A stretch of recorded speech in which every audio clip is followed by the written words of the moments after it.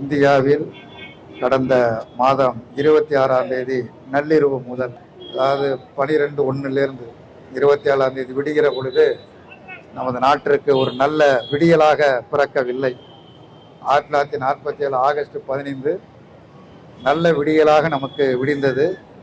இப்பொழுது திரும்பவும் ஆகஸ்ட் 27 மிக ஒரு கொடூரமான நாளாக இந்தியாவை பாதிக்கக்கூடிய, இந்திய மக்களை பாதிக்கக்கூடிய, இந்திய விவசாயத்தை பாதிக்கக்கூடிய, இந்திய தொழில்களை பாதிக்கக்கூடிய, இந்திய தொழிலாளர்களை பாதிக்கக்கூடிய ஒரு மோசமான நடவடிக்கையாக 27ஆம் தேதி பிறந்திருக்கிறது.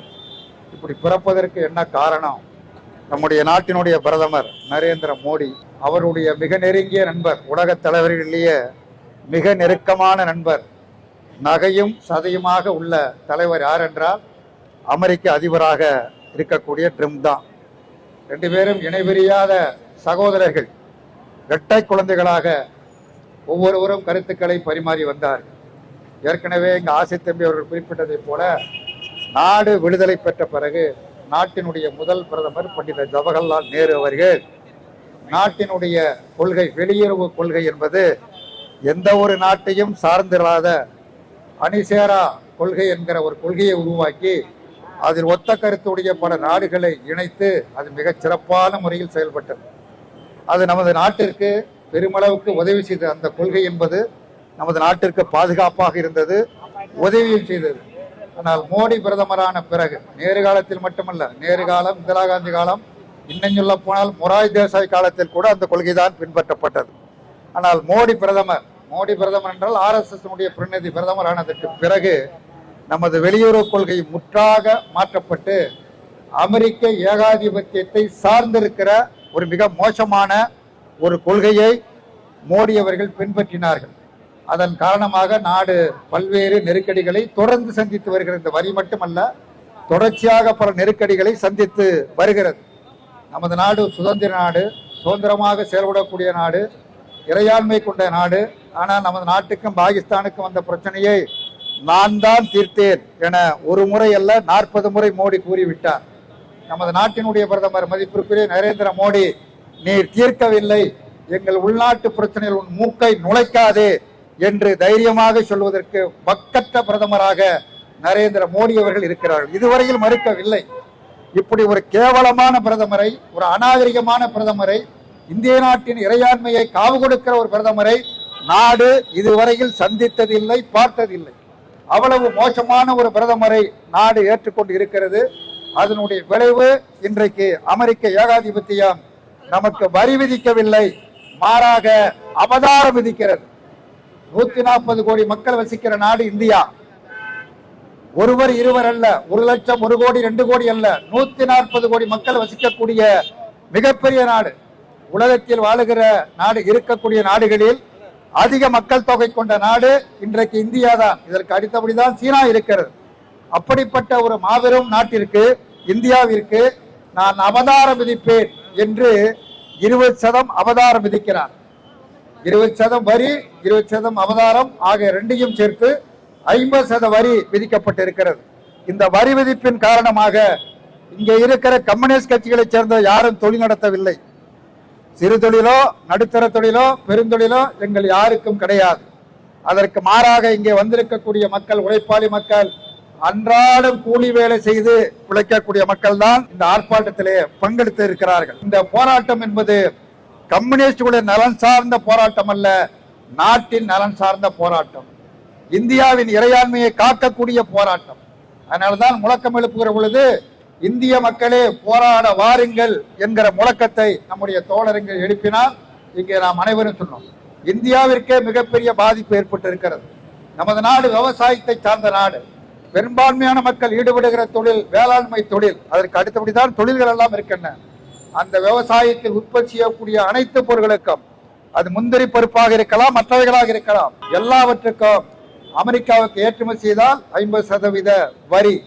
அதே போல தொழில், எல்லா தொழிலும் உற்பத்தி ஆகிற, அது பனியனாக இருக்கலாம், மற்ற பொருள்களாக இருக்கலாம், எதுவாக இருந்தாலும் அதற்கெல்லாம் வரி. இப்படி வரி விதிப்பதன் மூலமாக அதிகபட்சமாக எந்த நாட்டிற்கு ஏற்றுமதி செய்கிறோம் என்று சொன்னால் அமெரிக்காவுக்குத்தான் ஏற்றுமதி செய்கிறோம். ஏறத்தாழ உற்பத்தியில் 44லிருந்து 50% அமெரிக்காவுக்கு ஏற்றுமதி செய்யப்படுகிறது. நமது நாட்டில் இருந்து பதப்படுத்தப்பட்ட இறால் 5000 டன் கப்பலில் ஏற்றி அமெரிக்காவுக்கு சென்று கொண்டிருக்கிறது.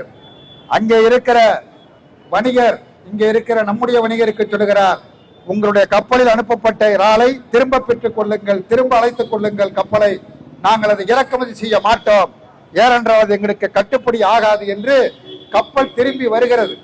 அதே போல அங்க குடோனில் ஏற்கனவே அனுப்பப்பட்ட பொருள்கள் அதையும் விற்க முடியாது, இனி ஏற்றுமதியும் செய்ய முடியாது. இதன் காரணமாக வேளாண்மை தொழில் மிக கடுமையாக பாதிக்கப்படும், தொழில் பாதிக்கப்படும்.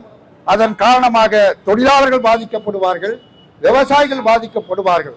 இப்பொழுது தேவை, நாங்கள் எங்களின் சார்பாக சொல்லுகிறது, மோடி அவர்களே, ஒன்றிய அரசாங்கமே, நீ அமெரிக்க ஏகாதிபத்தியத்திடம் அடிமையானது போறோம், மீண்டும் சரணடையாதே, மாறாக அமெரிக்க ஏகாதிபத்தியம் எதிர்த்திருக்கிற இந்த வரிக்கு எதிராக மாற்று கொள்கை என்ன மாற்றை சொல்ல போகிறாய்?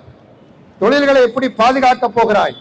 இந்த தொழிலை சார்ந்திருக்கக்கூடிய சிறு குறு நடுத்தர தொழில் முதலாளிகளை எப்படி காக்க போகிறாய்? இதை நம்பியிருக்கக்கூடிய கோடிக்கணக்கான தொழிலாளர்களை எப்படி காப்பாற்ற போகிறாய்? விவசாயத்தை எப்படி காப்பாற்ற போகிறாய்? விவசாயிகளை எப்படி காப்பாற்ற போகிறாய் என்பதற்கான ஒரு கொள்கையை தன்னிச்சையாக உருவாக்காமல் எதிர்கட்சிகளை எல்லாம் கலந்து பேசி ஆக்கப்பூர்வமான கொள்கையை உருவாக்கி அதன் மூலமாக அமெரிக்க ஏகாதிபத்தியத்தை அரசியல் ரீதியாக எதிர்கொள்வதற்கு மோடி தயாராக வேண்டும். இல்லை என்று சொன்னால் நமது நாடு மிக கடுமையாக பாதிக்கப்படும். இந்த கருத்தை பொதுமக்களிடத்தில் சொல்ல வேண்டும் என்பதற்காக, ஒன்றிய அரசாங்கத்திற்கு சொல்ல வேண்டும் என்பதற்காக, அமெரிக்க ஏகாதிபத்தியத்தை கண்டிப்பதற்காக இந்த ஆர்ப்பாட்டத்தை மிக குறுகிய காலத்தில் ஏற்பாடு செய்து நம்முடைய காவல்துறை ஒவ்வொரு இடமாக மாற்றி மாற்றி கொடுத்து கடைசியாக இந்த இடத்தை தந்திருக்கிறார்கள். நாம் கேட்ட இடம் அமெரிக்க தூதரகம். அது என்ன, நாங்க பேத்த எடுத்துட்டு போயிருவோம், அவனே கூப்பிட்டு நீ பேத்து எடுத்துட்டு போனா கூட எங்க கையில போய் படாது, பேத்தெல்லாம் எடுத்துட்டு போக மாட்டான். ஒரு கண்டனத்தை தெரிவிக்க வேண்டும். அந்த தூதரகத்தின் முன்னாடியே இந்த ஆர்ப்பாட்டம் நடத்துவதால் பொருத்தமாக இருக்கும் என்கிற முறையில் அனுமதி கேட்டோம். அங்க அனுமதி கொடுக்க முடியாது, அங்க இல்லை இங்க இல்லைன்னு சொல்லி கடைசியா இந்த இடத்த கொடுத்திருக்காங்க. கொடுத்ததுக்கு நன்றி. இந்த அணுகுமுறையை மாற்ற வேண்டும். ஒரு போராட்டம், ஒரு கோரிக்கை என்பது குறிப்பிட்டவருடைய கவனத்திற்கு கொண்டு செல்ல வேண்டும் என்பதற்கு தான் ஆர்ப்பாட்டம் போராட்டமே தவிர எங்களுடைய சொந்த பிரச்சனைக்காக அல்ல. ஆகவே அதற்குரிய பொருத்தமான இடங்களை கொடுப்பதன் மூலமாக எந்த சட்ட ஒழுங்கு பிரச்சனையும் வராது.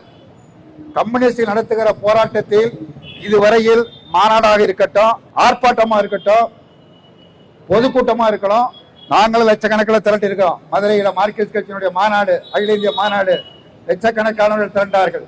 சேலத்தில் இந்திய கம்யூனிஸ்ட் கட்சியினுடைய மாநில மாநாடு, லட்சக்கணக்கான திரண்டார்கள். ஒரு நாற்காலி உடைபட்டது உண்டா? ஒரே ஒரு நாற்காலி உடைபட்டது உண்டா? ஒரு நாற்காலி கூட உடைபடல. மதுரையிலேயோ அல்லது சேலத்திலேயோ பிராந்தி கடையில் வியாபாரம் நடந்தது உண்டா? ஒரு அரசியல் கட்சி மாநாடு நடத்தினா, ஊர்வலம் நடத்தினா, டாஸ்மார்க் கடைக்கு பெரிய அளவுக்கு வியாபாரம் நடக்கும். சேலத்திலையும் மதுரையும் வியாபாரம் நடக்கலையே. அங்க ஏதாவது ஒரே ஒரு பாட்டில் இருந்தது உண்டா? ஒரே ஒரு பாட்டில் பிரியாணி போட்டின தாள் கடந்தது உண்டா? மதுரையில சேலத்துல கிடையாது. யாரென்றால் எங்கள் ஆர்ப்பாட்டத்திற்கு வருவர்கள் எண்ணிக்கை எவ்வளவு என்பதல்ல முக்கியம், உணர்வுபூர்வமாக சொந்த உழைப்பின் காசை கொண்டு வருபவர்கள், பிரியாணி பொட்டணத்திற்கு வருபவர்கள் அல்ல, பிராந்தி பாட்டிலுக்கு வருபவர்கள் அல்ல, பணத்திற்கு வருபவர்கள் அல்ல, நாட்டின் மீது அக்கறை கொண்டவர்கள், தேசபக்தி மிக்கவர்கள். ஒரு குழந்தைக்கு 2 தாய் உரிமை கொண்டாடினான். 2 பேர், குழந்தை ஒண்ணுதான், 2 தாய் 2 பேரும் சொல்றா, நான் 10 மாதம் சுமந்து பெத்த குழந்தை, அது எனக்குத்தான் சொந்தம்னு சொல்றா. இன்னொரு தாயும் அதே மாதிரி சொல்றா, நான் பெத்த குழந்தை, ஆகவே எனக்கு தான் சொந்தம்னு சொல்றா. ஒரு அரசனிடத்திலே விசாரணைக்கு சென்றது. அரசன் குழந்தையை மேஜையின் மீது கிடைத்து ஒரு நீண்ட வாளை எடுத்து வர சொன்னான். 2 பேரும் உரிமை கொண்டாடுகிறீர்கள், ஆகவே 2 பேருக்கு நான் பிரித்து கொடுப்பதற்கு குழந்தையை 2ஆக வெட்டி ஆளுக்கு ஒரு பாகமாக தருகிறேன் என்று சொன்னான். ஒரு தாய் சொன்னால், அப்படியே செய்யுங்கள், நல்ல தீர்ப்பு வழங்குகிறீர்கள், அந்த தலை இருக்கிற பகுதியை என்னிடம் கொடுக்கிறேன் என்று கேட்டார். இன்னொரு தாய் சொன்னால், வெட்டாதீர்கள், குழந்தை செத்து போய்விடும், அது என்னுடைய குழந்தைதான், அதை சாவதை நான் ஏற்க மாட்டேன், 10 மாதம் நான் சுமந்தவள், அந்த குழந்தை உயிரோடு இருந்தால் போதுமானது, அந்த தாயிடமே ஒப்படையுங்கள் என்று சொன்னார். அந்த தாயை போன்றவர்கள் நாங்கள். அந்த தாயை போன்றவர்கள் நாங்கள். இந்த நாட்டை ஒருபோதும் வீணடிப்பதற்கு நாங்கள் அனுமதிக்க மாட்டோம். ஏனென்றால் நாட்டினுடைய விடுதலையில் ஒரு சுண்டு விரலை கூட அசைக்காத கட்சி ஆட்சி அதிகாரத்தில் இருக்கிறது. ஒரு சொட்டு ரத்தத்தை சிந்தாத கட்சி இன்றைக்கு ஆட்சி அதிகாரத்தில் இருக்கிறது. ஆயிரக்கணக்கானவர்களை பணி கொடுத்திருக்கிறோம். வெத்தாறு பெருக்கெடுத்து ஓடி இருக்கிறது. தூக்கு மேடையை சந்தித்திருக்கிறோம். விசை கோப்பைகளை அறிந்திருக்கிறோம். நாட்டின் விடுதலைக்காக போராடிய கட்சி என்கிற முறையில் நாட்டை பாதுகாக்க வேண்டும் என்கிற அக்கறையோடு என்கிற பொறுப்புணர்வோடு இந்த ஆர்ப்பாட்டத்தை நாங்கள் நடத்தி கொண்டிருக்கிறோம். இத்தகைய ஆர்ப்பாட்டத்திற்கு, கம்யூனிஸ்ட் நடத்துகிற ஆர்ப்பாட்டத்திற்கு பொதுமக்கள் அனைவரும் பேராதரவை தர வேண்டும் என்று கேட்டு, மீண்டும் இந்த 3 மாவட்டங்களைச் சேர்ந்த மாவட்ட செயலாளர்களுக்கும் பங்கு கொண்ட தோழர்களுக்கும் இந்திய கம்யூனிஸ்ட் கட்சியின் சார்பில் நெஞ்சம் நிறைந்த பாராட்டுக்களை, வாழ்த்துக்களை கூறி நிறைவு செய்கிறேன். வணக்கம்.